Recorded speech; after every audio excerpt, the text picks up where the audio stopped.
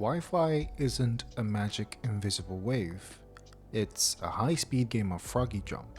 Imagine you have 5 frogs who all need to talk to the king frog, but there are only 3 lily pads to sit on.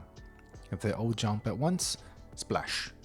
This is what happens when your Wi-Fi interferes and your video stops loading. To fix the splashing, the king frog leans over and whispers a secret map to every frog. Each map is different jumping pattern on the 3 lily pads.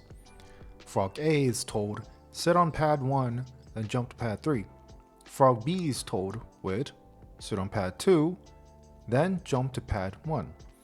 Because they have different maps, they aren't just jumping randomly, they're performing a perfectly timed jumping dance. There are still more frogs than pads. How did they not run into each other? It's because they move at the speed of light. The frogs or the Wi-Fi from your router to your phone are jumping between these pads thousands of times every second.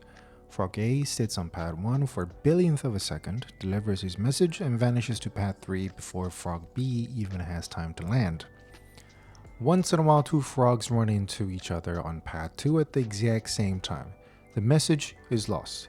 They both freeze, then count to a random number in their heads, then try again a microsecond later on a different pad. It happens so fast your movie doesn't even stutter. This random number counting is called the random back-off timer. You might ask, why can't we just give all frogs their own lily pads?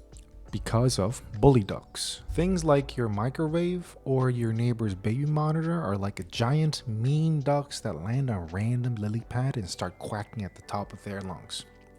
If frog A was stuck on pad 1 and the duck landed there, his internet would be dead.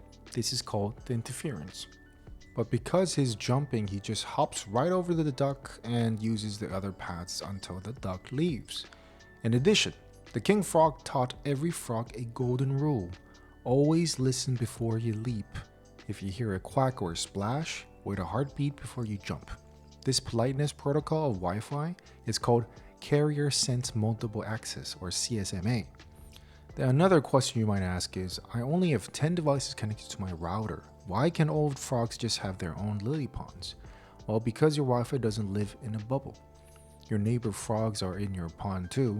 Every apartment Wi-Fi you see on your list is another group of frogs trying to land on the same 3 safe lily pads in the neighborhood. So there is a limited space. Plus the pond is small. Also, jumping lets everyone share the first-class best lily pad seats in the house without getting in each other's way. So next time you're scrolling, remember the 5 frogs in your pocket doing a super fast jumping on 3 pads to have a chat with the king frog just to show you a meme. Stay curious and thank you for watching.